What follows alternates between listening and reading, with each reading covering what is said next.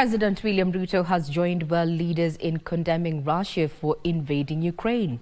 Addressing the Ukraine Peace Summit in Switzerland, President Ruto termed Russia's aggression against Ukraine as unlawful, unjust, and against international law.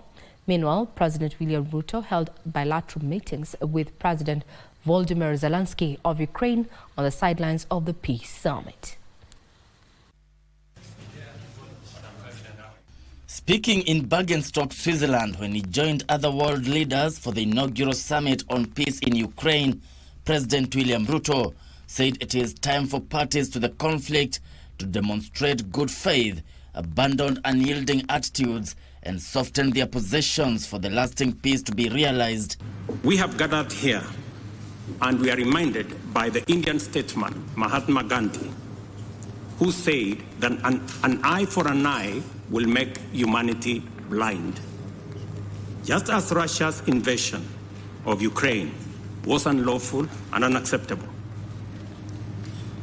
the unilateral appropriation of Russia's assets is equally unlawful, unacceptable, and a derogation from the UN Charter, especially for those of us who believe in freedom, justice, and democracy, and the rule of law. President Ruto regretted that the Russia-Ukraine war has had a devastating impact across the world, including Africa. For the first time, we have convened to talk about peace in Ukraine and not war in Ukraine. Secondly, a commitment to peace makes certain fundamental concessions inevitable. This summit should not be a meeting of just friends. This should be a meeting of both friends and foe. To succeed in this positive trajectory, Russia must be on the table, number one.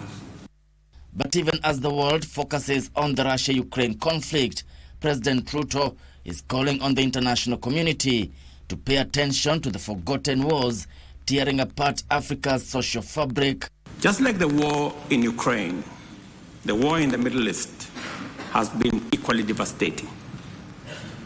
So is the case with the war in the Sahel region in Africa, in Eastern DRC, in Somalia, in the Horn of Africa, and of course in the Sudan. 40 million Africans have been displaced by the war in our continent, and 2.5 million kids are out of school. On the sidelines of the Peace Summit, President William Ruto held a bilateral meeting with President Volodymyr Zelensky of Ukraine.